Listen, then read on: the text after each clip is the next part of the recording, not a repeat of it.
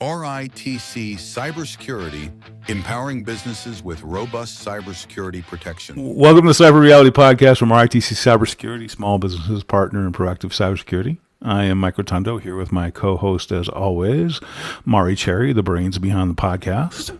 Say hello to good people, Mari. Hello. Did you get everything you wanted from Santa Claus? Oh, for sure. Yeah. Oh, good. This is our post-Christmas podcast. Today we are going to unravel the mysteries of cybersecurity one bite at a time. We explore digital heists, hacker exploits, and cover online threats and strategies to stay ahead. Whether you're an IT pro, business owner, or just safeguarding your personal stuff, this is your guide to the cyber world. If you like what you hear today, reach out to us at ritcsecurity.com/contact. Today we're going to talk about some news and discuss what, Mari? Just what to expect next year. I pulled a top 3 that I saw some common themes throughout doing some research, and Cool. it'll be a discussion, open discussion. See how that Excellent. goes. Free-flowing, no holds barred. Yeah, for sure. Okay. First story is from The Hacker News. Okay. New MacSync macOS stealer uses signed app to bypass Apple Gatekeeper. So that sounds really great. Uh-huh. Yeah. Cybersecurity researchers have discovered a new variant of macOS information stealer called MacSync that's delivered by means of a digitally signed notarized Swift application masquerading as a messaging app installer. Yeah. Tricky. To bypass Apple's Gatekeeper checks, unlike earlier MacSync stealer variants that primarily rely on drag to terminal or quick fix style techniques, which I was going to ask you about the drag to terminal in just a second. Okay. This sample adopts a more deceptive hands-off approach. So what is the drag to terminal? If I'm understanding correctly, what they're saying, it's something that needs to be installed via the terminal and that's a utility on the Mac. So it has to be brought into there through some kind of command line. Oh, okay. And they just bypass that. They just bypass it now they basically cut out a step. So yeah. Well, good job, guys. yeah. Yay. Yeah. One last thing. The fact that it's signed and notarized means it can be run without being blocked or flagged by built-in security controls like Gatekeeper or X-Protect. Despite this, the installer has been found to display instructions prompting users to right-click and open the app, a common tactic used to sidestep such safeguards. Apple has since revoked the code signing certificate, so that's interesting. Somewhere else in later in the article, I don't have it pulled up here, but it said something about adding embedded PDF documents. Yeah, to make it bigger, so it looks like it's an actual bigger installation than really, because the code for the installer is really small. But so to get by that, yeah. Okay, look at this, guys. Yeah. Okay, got it. Yeah. Got it. Yeah, and that. So what they're evading is, when you install anything on your computer, it asks you to sign in, right? So that's what they're getting around that by making it legitimate, seem legitimate. Okay, good costing, guys. Good job. Yeah. Well, I mean, with every protection they put in, they're always going to find or try to find. Yeah. They're just making us better, right? Just making us better. Exactly. Yeah. Sharper. They'll get people at first, but I don't know. Did anything stand out to you about this article? It's pretty. Actually, this is pretty sophisticated. The fact that they include a checker for internet connectivity, and then they throttle the speed at which it reports out data, and that sort of thing. It's pretty. I mean, they're actually writing applications now. It's really. It's not the old school, I'm going to grab everything I can and get out. It's now they're trying for persistence, and they're trying to get, access. It's interesting stuff. I mean, they're just coming on. Everything, it just shows you also the R&D background, I guess is what I was trying to get to, is that, they actually look at these things and they try and tear them apart. And that just shows you it's not some guy just sitting in his basement doing this thing. There's these people are organized. There's someone doing the R&D for it. Someone's writing the code for it. Someone's deploying it. It's not just, these are sophisticated people, and they have to be taken seriously. And I think for a long time, people didn't. So Yeah, that's true because they got away with it for a long time. And well, and they're still getting away with a lot of things already. Yeah, Do you think but it just put us behind a little bit because people weren't taking it seriously? I think so. Yeah. And people aren't spending the money. I mean, you still run into, and we've seen this. We run into people that don't want to Yeah. spend the money on cybersecurity Hmm. because they don't realize the value of it, and it's Right. until they get burned. I mean, there's two types of people in this world: those who have been hacked, and those who have yet to. Those who've been hacked that know it, and those who've been hacked that don't know it, and that's Yeah. basically what it comes down to. That So makes sense. You don't know what you don't know. exactly, exactly, and plausible deniability isn't acceptable anymore. So Oh, yeah. Which is good though. That's yeah, good. That's a step in the right direction, I think. yeah, Anyway. All right. Next one. Is it No Money? yes, I believe No so. Money investment It's scam what we're surges calling it today. 62%. Yeah, that's what it is right now.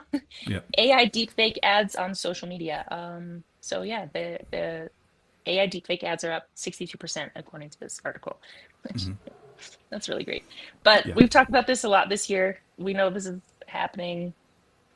But anyway, let's get into it. The fraudulent investment scheme known as Nomani has witnessed an increase by 62% according to data from ESET, as campaigns distributing the threat have also expanded beyond Facebook to include other social media platforms such as YouTube.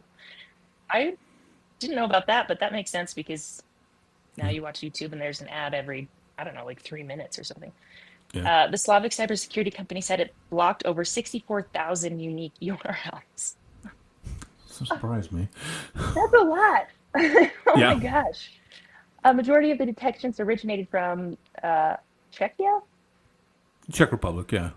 Is that what they're calling it now? I believe so. Czechia and Slovakia now. Yeah. Oh, They used okay. to be the Czech Republic, and it was the People's Republic of Czechoslovakia, and then it's just yeah. Okay. Well, It's a great maybe not. city. Prague is a great city, by the way. I I know love it I've there. always wanted to go. I've always wanted to go. Never have. Yeah. Maybe someday. Yeah. Anyway, so there, that Yep. place, Japan, Slovakia, Spain, and Poland. Nomani was first documented by ESET in December 24 as leveraging social media malvertising, company branded posts, and artificial intelligence powered video testimonials to deceive users Uh huh. into investing their funds in non existent investment products that falsely claim significant returns. Social media, we talked about this a couple of weeks ago. There was an account like with a big following posted a video of themselves and said, and duetted the video themselves and said, "This isn't me. This is not, I never said this. I did not record this. This is fake." So that's great. Yeah. um, anyway, deepfakes of popular personalities used as initial hooks. So they kind of bring that part Hmm. into it. I just like to put in because I've seen it personally that I'm like, oh, I know all that. I've seen it. There you go. You're an Yeah. expert. Sure, sure. No, I don't want to say that. Not yet. To ensure their malicious ads are not caught by the platform systems, the threat actors make sure that the campaigns are run only for a few hours. I thought that was interesting. It's smart. Yeah. Another important change involves redirecting users to benign cloaking pages instead of external phishing forms in case they don't meet the targeting criteria. So Yes. what is that about, do you think? They're going to just static pages, so they can see they're actually validating that they meet the criteria of someone they want to exploit. There's a lot of people out there that want get rich quick schemes that Oh, for don't sure. have two nickels to rub together, and then Hmm. there are those out there that do have money and that they can spend, and they want the ones that have money and that are greedy Sure. and aren't that bright. So Yeah, yeah. But if it seems too good to be true, you'd be amazed at how many people still fall for that, though. I know. Yeah. Yeah, it does happen. Yes, Um, and that's never underestimate greed. You know, that's true. Yeah. That's a big one. there's a reason casinos exist, right? I mean, Yeah. everybody's going to beat the house. Everybody's going to get something for nothing, and it doesn't It happen that way. it triggers something in us though, and we just humans can't help ourselves. Yeah, yeah. Oh no, There's I mean it's human psychology nature. behind it for sure. Yeah, yeah, And and that's what someone's they're figured it exploiting. out. Yeah, Yeah. and we talked Yeah, about this that's before. How these guys mhm. all exploit like psychologists or psychologists or people that Yeah. spooks that know the human behavior kind of stuff. So That's wild too. That's yeah, mean. I Yeah. mean, why? What happened? What happened that made you decide to do this? Some people don't have a choice, I guess. I mean, that's the world they grew up in. I Well, don't know. yeah, that could be part of it, or they just don't know they have a choice. They don't know any better, maybe. Yeah. I mean, it goes back to the existential question of nature versus nurture. Are we born this Hmm. way or are we grown this way? And what is our bigger influence? Is it our human nature or is it how we are raised? And Yeah. I wrote a paper on that my senior year of college on exploring the duality of man's nature in Russian literature Oh, based on Dostoevsky. And yeah, Dostoevsky. And yeah. So what anyway, was your conclusion? Did you have one? based on Dostoevsky's writing, it was nurture. It was not nature, or it was actually nature, not nurture. Really? Yeah, that man is born evil. Okay. Yeah, but that is the Russian viewpoint, and it is their own belief. And Dostoevsky, I mean, read The Gambler and Crime and Punishment, and Hmm. books like that, and Brothers Karamazov, and those books all explore the different types of nature. And you look at the Brothers Karamazov, even though there's three of them, they're Hmm. actually each one is a different part of man's nature and the representation in the book. Oh, that's cool. Yeah, Okay. I have Brothers Karamazov in Russian if you'd like to borrow and read it.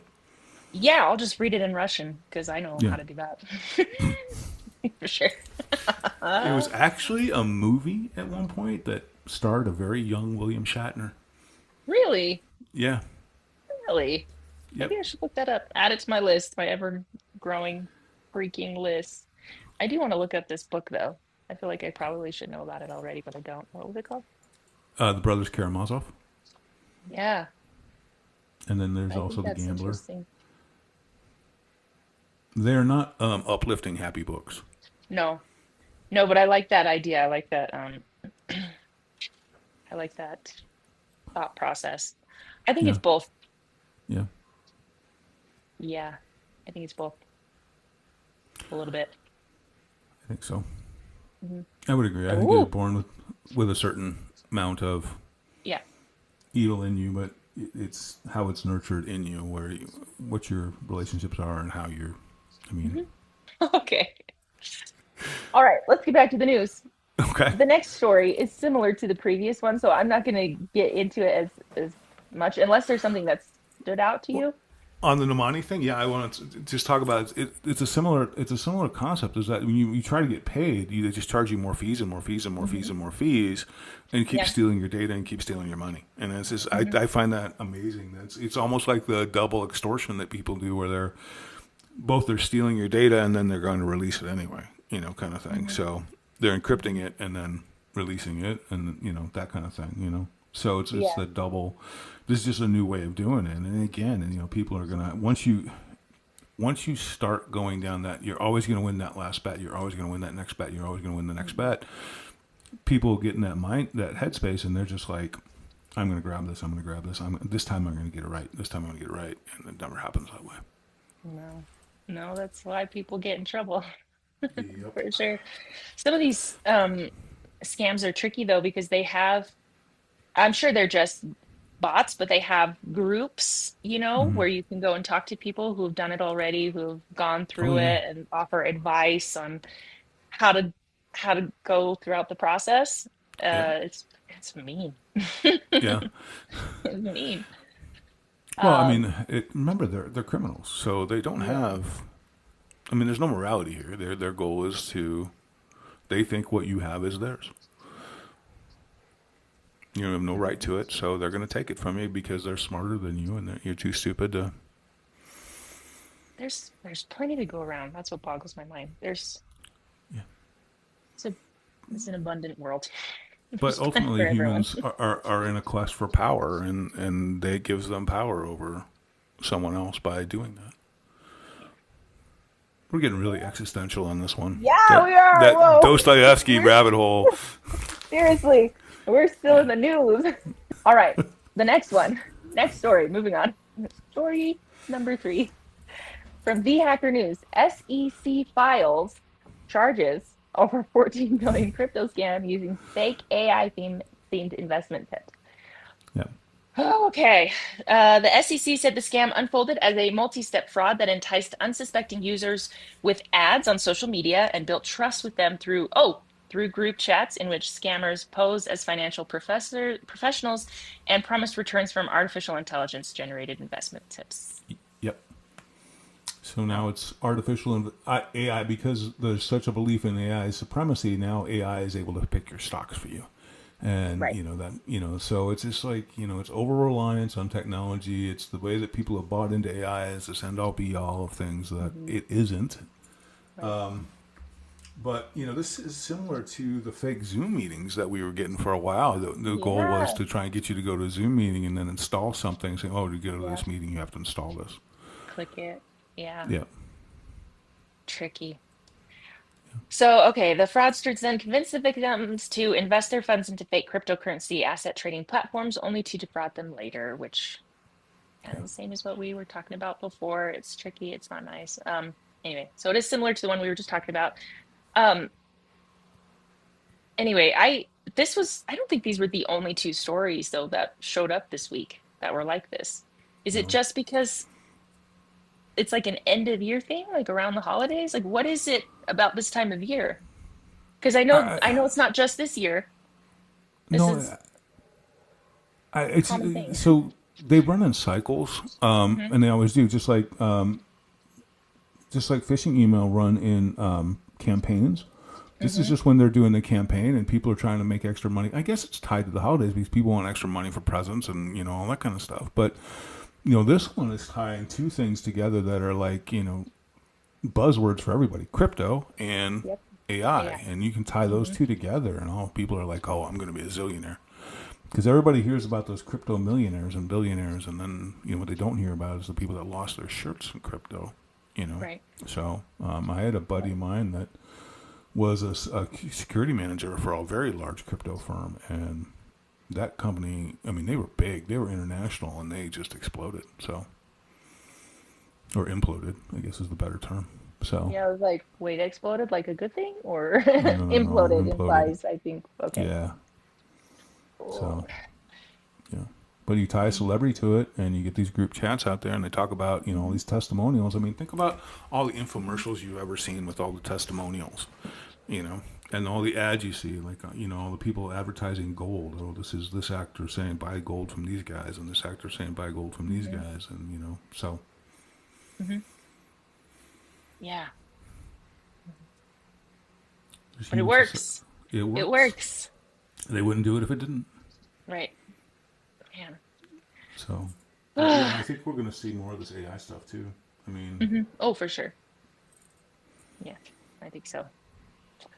Okay, I've got one story left okay. from Dark Reading. Zero Trust, Strengths and Limitations in the AI Attack Era. Freaking AI. Freaking Yeah, AI. It could be so cool. It really could, I think. It could be. it's got potential. It's just It's good. again, it's just people have this belief that it's infallible and Mm, end all be all, and we know it's not. And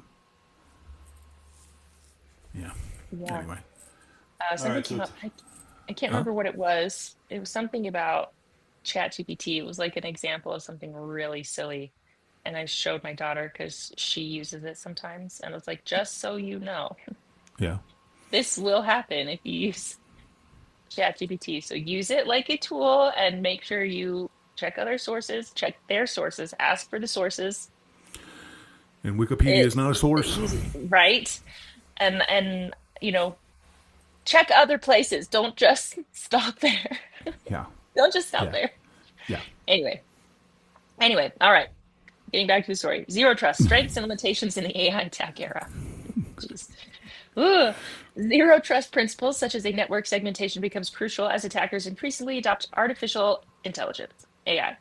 But there's still room for improvement if they are going to stand up to evolving AI threats, which we know is true. That's true. Yep. Zero trust architecture relies on limiting access to accounts and systems and verifying identities to secure networks. Again, Right. I know that. But AI enables adversaries to craft more convincing phishing attacks and deepfakes.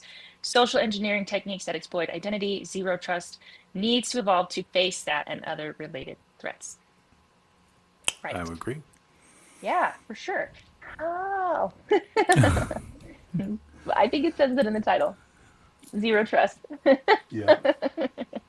Yep. Yeah. There was a quote from this that I thought was kind of funny that I'm just going to read real quick. Now, Okay. organizations are like, the more data my AI agent has access to, the smarter it will be. We're Oh, blowing through concepts of segmentation for zero trust and identity management by being like, this brain system needs to be connected to everything I know and everything that I could possibly know. And that just scares the crap out of me from Yeah. the author of this article, which, I yeah, agree. scares the crap out of me. But I think she's right that, yeah, the more data my AI agent has access to, the smarter it will be, which is true. Right. But you have to be careful and selective about what information you're getting. Which comes down to policy and procedure and comes down to Hmm. being, realizing it's a tool, but it's an imperfect tool. Right. And I don't know. I mean,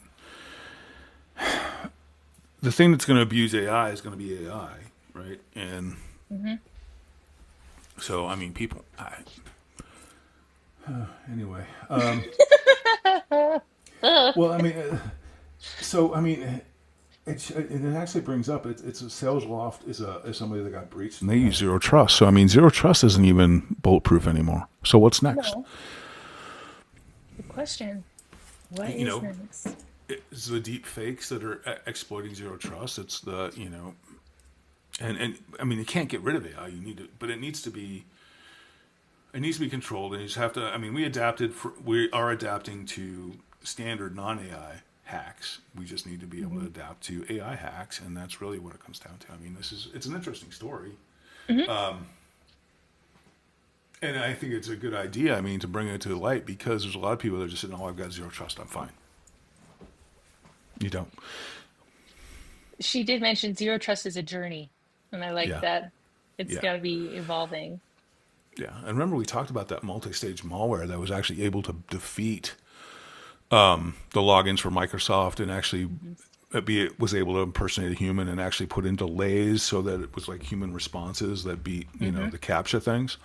Hmm. And it was It, randomized too, right? So it'd be like yeah, 4 seconds, 2 seconds, yeah, or whatever. Yeah. yeah, to make it look like so it could beat the CAPTCHA because when CAPTCHA, the last thing you want to do is go through real fast because then it's going to go, oh, Right. you're not, you know, so Yeah. Oh, so fun. oh So, yeah, one last thing. AI can make zero trust adoption easier, but vendors and organizations have parts to play. And I think that's you can't take the humans out of IT as much as you want to. It just isn't going to happen that way. okay. All right, Topic. Cybersecurity topics and what to expect in 2026. I yes, ma'am. found three that seem to come up most often. Okay, First one being, bet you can't guess, AI. AI. Yep. Okay, so it's transforming both cyber defense and cybercrime, which we talk about basically every week in the news. Yes, we do. Yeah. So we can expect an increase in threats, detection, automation, and response, Right. along with phishing and malware, and social engineering attacks, which we've talked about a lot Oh yeah. in the news. Yes. It's a little daunting, a little bit. I just want to hear something really cool about AI. That's like, I feel like what is how they're using it for attacks. It's like it's being utilized in a better way. Like Certainly more effective. right? So I'm like, I need a positive story. Give me something good about AI instead of like, pictures all over the place of people in their Christmas outfits or something. Like give me something good. I want something really cool from AI. Maybe I just need to do more research and find it. Maybe that's Well, it. Maybe I just need to go look for it. You can find what you look for. The problem is that, well, and that's very true. So based on what you just said there, remember, we're looking for the bad side of stuff, right? I mean, that's why we get breach fatigue. That's why we don't look at, because Yeah. our job is to protect, right? So we have to look at the bad side, Yeah. So it's the way like cops always view the bad side of human nature. It's just, to us, everything is a nail because we have a hammer and that's what we do. And so, but I mean, there are some good aspects of AI. It is making some things effective. The problem is that it's imminently exploitable because people don't understand it. It moving so fast, we don't know how to secure it. But the other problem is that people are over reliant on it and they're getting lazy. And that's the biggest problem I see is that, it's the laziness and the expectation that AI will do everything for you, and it will not. It cannot. But, we also focus on, I mean, you got the all the negative stuff like the AI porn and the AI, AI companions and the AI dating. And now they want to allow AI child porn and they want to, I mean, it's all this kind of sick stuff that goes on on the other side of the web that, it isn't exactly a cybersecurity concern, but it's a human concern. Yeah. So, Yeah. All right. Well, maybe I'll just change my source for one story or two. Flip my perspective a little bit. we need more SpongeBob SquarePants theme stories. Yeah. Yeah. Yeah, we need something a little silly. But Yeah, I've just got to flip my perspective, I think, and go at it from a different angle, try to find something a little more positive. I mean, yeah, I mean, we've seen AI be used properly by some of our clients, right? I mean, Yeah, for sure. we've got GPTs we've uploaded entire policy libraries in there. So to find a question to a policy, an employee, all they have to do is put in It's right there. question. So And it's protected. It's not just open to Right. whoever.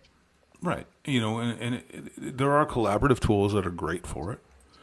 Sure. I think the bigger risks that we see, aside from the cyber criminals, is that people that just use the open AI that's in their browser, because people are like taking that to be gospel, Yep. and really all it is an enhanced form of search engine that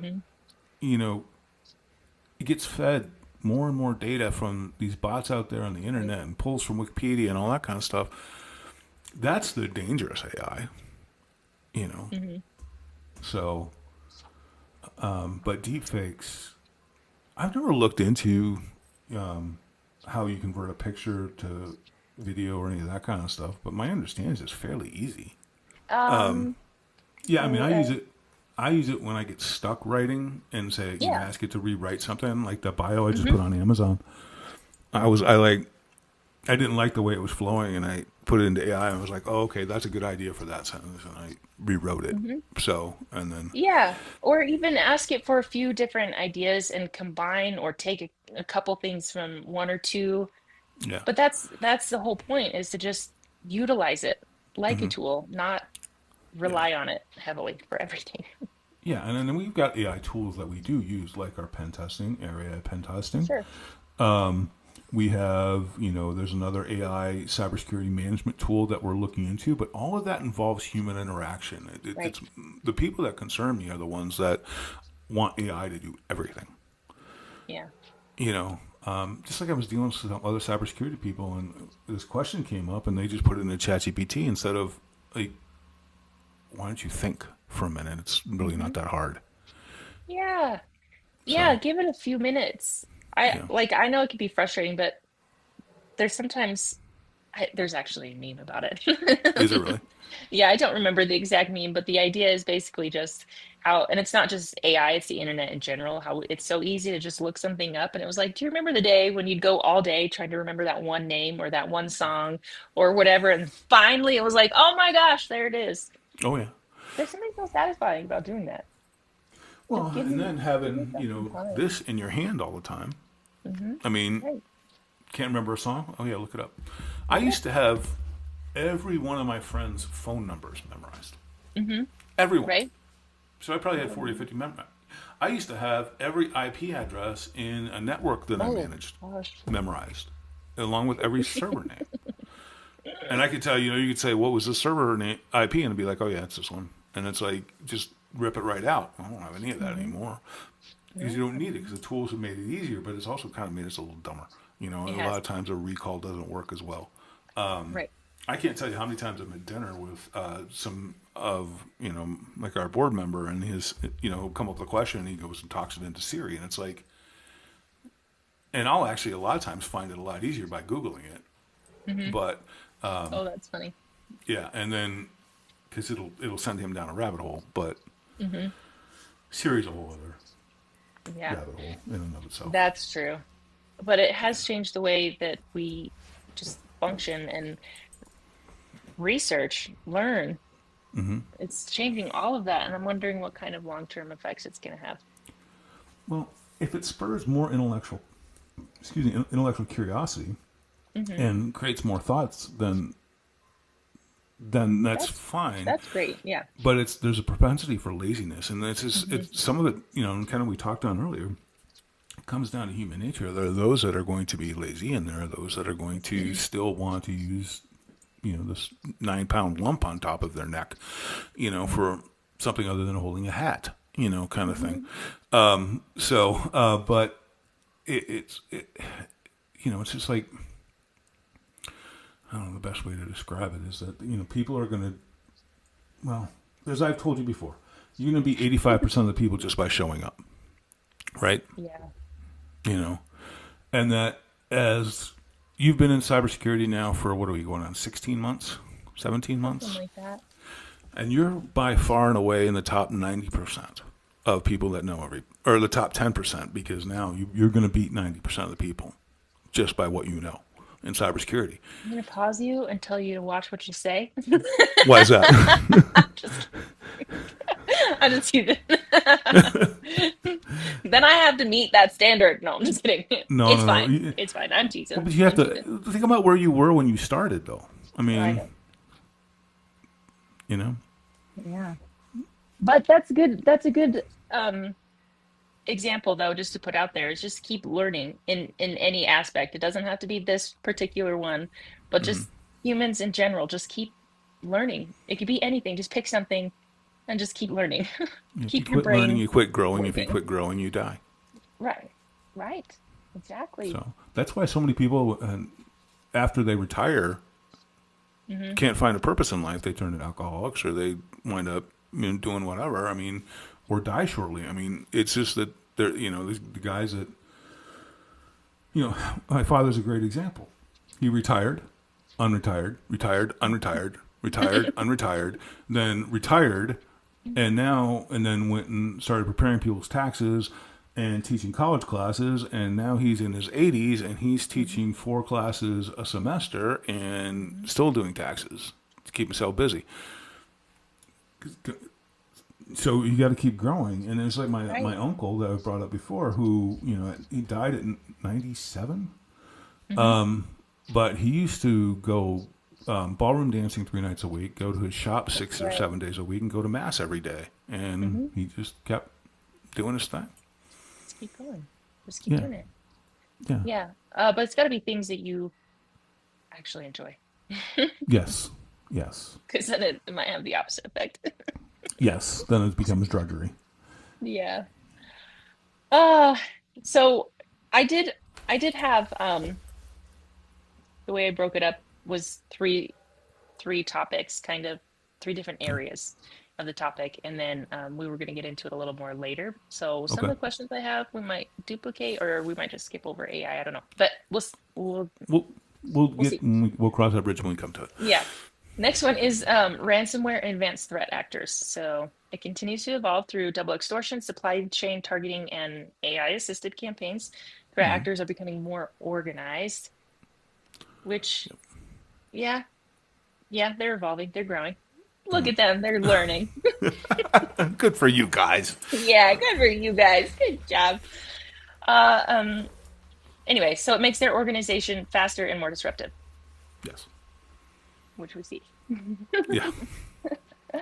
And then the last one was identity security, zero trust, and cryptography. Identity is now the primary security parameter Do you think that's true? I was going to ask you about that. Identity is not a primary security parameter. Well, identity is the basis for security, so I'd have to understand where that's going. So zero trust adoption is accelerating, and organizations are beginning to prepare for post-quantum cryptography to protect long-lived data. So, but yeah, if it's each individual, if we are worried about, or on a bigger scale, an actual organization, the identity of that organization, and the way they're presenting, I guess. I don't know. I kept seeing it, and I was going to ask you if you had any thoughts on it. Well, identity, you have to have an identifier to be able to function in the IT world, just like you have to have an identity to be a human being. And you have to be able to establish that identity by zero trust or by, password. It used to be just password, then it was, but, multi-factor is something you have, something you are, and so, or something you know. And, I mean, now, with the advent of deep fakes by AI, it's becoming harder and harder to trust identity. So what's next? I mean, everybody's going to have a token to function, and then those tokens will be hacked. It's just like the RSA tokens you used to have to be able to function. Because the random numbers, just like the ones we've got on our phones now, those used to be tokens. Oh, okay. Yeah, I used to have a little key fob thing. Yeah. So. Okay. And they're just algorithms, but RSA got cracked or hacked, and then now we've got the manual keys that we have in our computers as well. Mm-hmm. So, yeah, as attackers continue to attack those things, we're going to have to continue to get them to evolve, and security is going to evolve. But you have to have identity. You have to have some kind of identifier. That's the basis of security. Mm-hmm. All right. Now, what that identity becomes and evolves into may no longer be a username, may longer, God help us if we have to go back to the days of Banyan Vine's passwords. Those were a minimum of 16 to 18 randomly generated characters that you had to remember. Yeah. Well, practice your memory game. Yep. Yeah. I've always liked that, though, being able to talk to someone and have them just pull information out of their brain.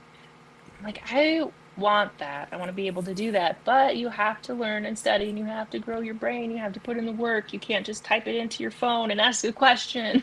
Exactly. And you got to live a life. Yeah. Well, that too. But it has to be practice. It has to be something you do repeatedly. And I think that's really hard for people sometimes. 21 times. 21 times? You do something 21 times, it becomes a habit. Man. And then it takes 10,000 hours to be an expert. Ooh. That's a long time. It's 5 years. Okay. Well, okay. 5 years. So, you got 3.5 to go. Yeah. 3.5. A little bit more than that. Come on. A little bit more than 3.5. No, it's fine. Give me till Tuesday. Give me to Tuesday. I got you. I got it. It's fine. It's fine. Yeah. Anyway, ransomware and advanced threat actors. So I have a few things under that. Technical controls like immutable backups, network segmentation, patch management, administrative responsibility to find escalation authority, vendor risk reviews, and then human controls, phishing simulations, tabletop exercises, and recovery drills. In your opinion, how or what can we expect in 2026 with those? Well, immutable backups are critical. You've got to have that, and that's the only way. That's the only way you're going to be able to protect yourself. 100. That's not 100%. How do I want to phrase that? This week off and then trying to do a podcast thing is just our brains are not working. The stuff that should be practice at our fingertips. Don't practice what we preach. Yeah. Anyway, immutable backups are critical. Can you go over that list again?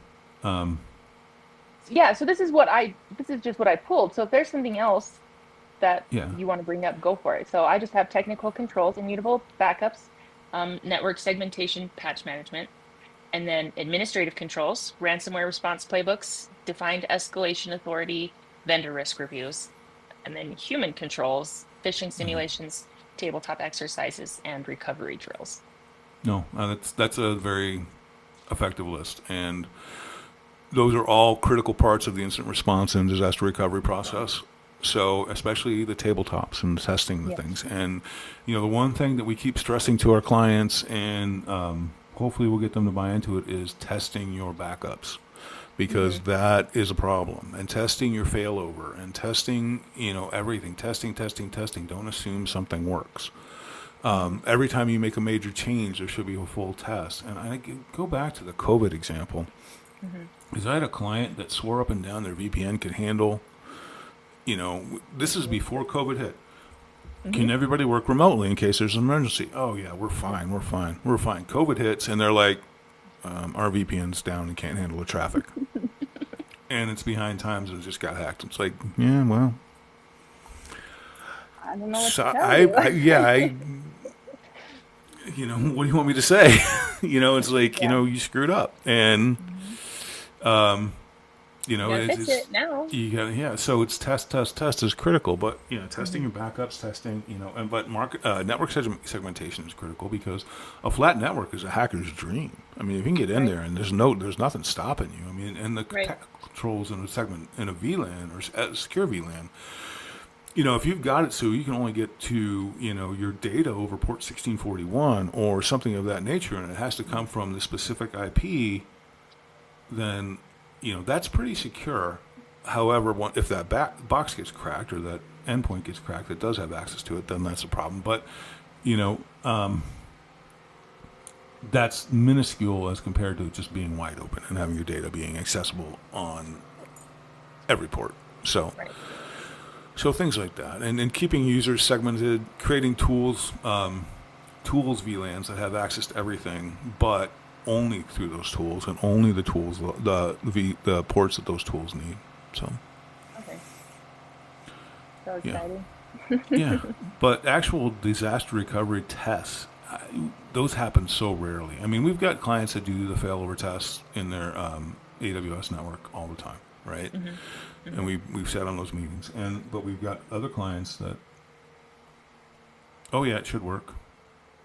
Well, we test our backups when we store data to broken applications. It's like, and one time, it's not going to be there. Right. Which has happened to other people, for sure. Yeah. I think the IR tabletops, the games, like making it more fun I think that should be explored more. Humans are pretty predictable. Usually we like to have fun. We retain things better, more commonly when it is fun. So I don't know. Maybe we should just make like a board game, an IR tabletop board game. We talked about that at one point and actually met with a game maker. Oh, did But you? the amount of work to put it together would be That's too bad. astronomical. Darn. They would do it for us, and they Yeah. thought it was a good idea. It was never anything that would sell, but it's something. I mean, the randomness that we come up with is pretty good. All right, last one I have. Okay. The identity security, which you touched on, and that made more sense after you explained it a little bit. Zero trust and cryptography. So under that, I have technical controls like MFA everywhere, conditional access, and encryption inventory. But I wasn't 100% sure what that meant, what encryption inventory meant. What keys you have? Oh, okay. So a lot of times people won't maintain their keys, or they'll get out of date, or they won't be a proper turnover of the keys, or ideally, when someone who's had access to the keys leaves the company, you should rekey everything. Right. Well, that's a lot of work, and so now, I mean, Amazon and I think Azure both have tools that automatically will randomly rotate keys. As a matter of fact, I know they do, Okay. but. I mean, it used to be a manual process where you literally had to go rekey everything, and keys were kept in a safe, and a digital safe, and I mean, it But was a it's lot of work. important though. It's It's a bummer, critical. but Yeah. yeah, it is. But it doesn't happen like it should. Well, and if you don't rotate those keys, that's the longer and longer you have those keys. What if you have a key that you used 10 years ago that's still locking up data, and somehow it gets, oh, we haven't used that in 10 years, it's gone. All of a sudden that data's gone, right? So Yeah. that's why you need critical process around that. Administrative and technical controls are critical, you know? That was the next one under administrative controls: zero trust adoption, quarterly access reviews. Something else that kept coming up was crypto life cycle. Why would that keep popping up? Well, because you want to change it every year. It comes back to the recycling it every year or every 2 years. So, And that's what they consider the life cycle. Is the longer the longer the crypto key is out there, the longer people have a chance to hack it. So if I can use a man-in-the-middle attack and I can steal your encrypted data, then I can sit there and work on breaking it. And if I've got an infinite amount of time to break it, then or an eventually AI I tool might that get can to do it. for you. Exactly, or a quantum tool that can do it in 2 seconds, kind of thing. So, so that's the idea. That's the other reason why you want to keep changing the cryptography is because, especially if you're in a business like the DoD or you're in healthcare or you're sending financial information, because they're going to try and steal your crypto keys. You have to keep rotating that stuff. Yeah. Okay. And then human controls: identity awareness training, least privilege reinforcement, Yes. which you kind of touched on already. And I didn't even touch on any of the quantum. I didn't even go there. I feel like it could be an entire episode all on its own, but I don't know, maybe I did Probably. us a disservice for not even getting a little bit. Well, I'm not sure. I would just say that you have to get quantum on your roadmap, and you have to start having those discussions about what you're doing. And there's a lot of tools that are coming out that'll give you quantum protection at the perimeter. So don't freak out and say, "Well, I don't have $90 billion to go buy new computers, or quantum computers." First of all, quantum computers aren't built yet. Second of all, it's going to be at least 5 to 7 years. What did the guy say at the ISSA thing we were at? Was it 10? You say 35? I think so. Or that was one of the numbers. I think he had a different number though, and I can't remember. I feel like he keeps switching them. Well, I know that all the estimates say quantum by 2030, but I think he was saying 2035. Oh, okay. So maybe that's what I'm thinking then. Okay. Yeah. Before it's realistically into the consumer, not in consumer realm, but the business realm. And even at then, they're going to be so expensive. It'll honestly be, I would say, another 20 years before you've got a quantum computer on your desk, kind of thing. Do you think that makes people worried though, that like smaller companies who can't afford anything like that, like is that going to put people out of business? Is that going to like In annihilate? theory, Yeah. it could, which is why they're coming out with those tools to give you quantum at the protection at the perimeter. And that's the only way small business will be able to survive because, and then that's the other problem with the adoption is that, well, I only, we're a repair shop and we use a computer to do our books. Well, is it connected to the internet? Well, then you're vulnerable. Well, I don't have anything but I didn't want to steal. We're just a repair shop. Doesn't matter. Yeah. Yeah. See, I feel like there could be an entire podcast about this because it sparks so many questions, and it can change. It could change not just like IT, the little bubble of IT, but Yeah. everything. All right. Well, that's all I've got. So if there's anything on your mind that you feel like we didn't cover or you need to say, speak now or forever hold your peace. Well, speaking of forever hold my peace. Yeah. If anybody has objections to this Until next podcast, week. please stand up now. Yeah. Anyway, so no, I mean, never forget that the fundamentals are still critical, right? Right. IR tabletops, strong passwords, MFA, network segmentation, patching, zero trust, patching. But there's threats that are going to continue evolving, like steganography, like we talked about. Was it last week? Mm-hmm. That's a bigger and bigger problem. Smishing, quishing, phishing, vishing. Vishing is going to get worse too. I mean, you talk about all the AI ads on social media. Yep. is they perform or perfect talk to text, and I mean it's going to get nasty out there. You're not going to be able to trust anybody, and Right. you know, if it gets bad enough, we're all going back to, you know, pens and paper and writing letters and, you know, dumb terminals where they're not connected to anybody, you know, kind of thing. Yeah. Oh, it doesn't sound all bad. No. Maybe, there's a place for everything. The one computer you connected to was the one in your building, and that was it. And Yeah. it had all the data. So, Oh, that's kind of scary too, though. yeah. It's Of super course, it was easy. also the size of a Volkswagen, but yeah. Wow. Man, that is wild to think about. Yeah. It seems fast too, doesn't it? Seem fast. If you look at, history and how people evolve, I feel like technology is just Well, and the computer industry as we know it has really only been around since the beginning of the 90s. right. That's what I mean. So, I mean, think about it. I mean, they had Commodore 64s and that kind of stuff in the 80s and the Apple IIes and, you know, those kind of things that came out that, you know, are less powerful than, you know, your digital watch, you know, Right. by a long shot. And now, I mean, that was it. And then, you know, the internet was there, but it was for specific things, and it was connecting business to business, and it was point to point in a lot of ways. And it was, you know, but, you know, we still used landlines, and, Yep. 28 baud modems were a big thing. And 56K. Oh my God, you got 56K? My kids were watching Lizzie McGuire the other night, and they were she was on the phone, and her little brother comes into her room, and it's like, I need the phone. And they were Huh? Yeah. like, that does not feel like it was that long ago. No. No. But now I'm taking everyone away your phone privileges.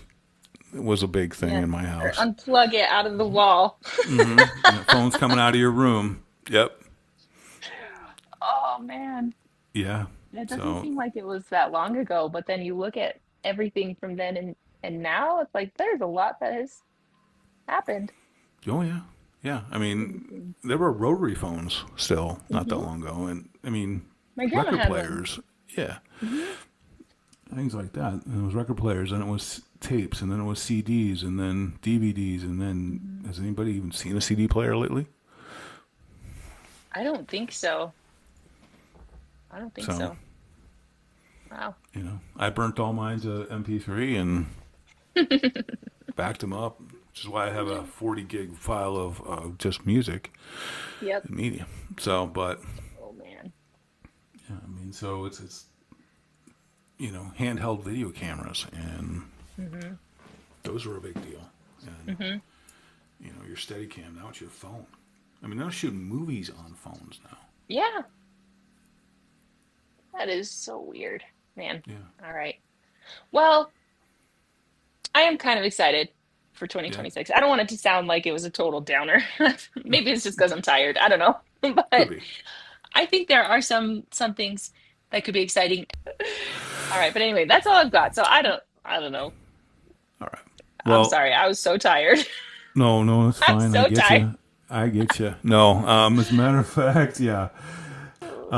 Mari's going to take a nap. I'm going to cook some meat and hang out around the house. And thanks for listening. And always remember, cybercrime is bad. Love RITC Cybersecurity. Have a great day.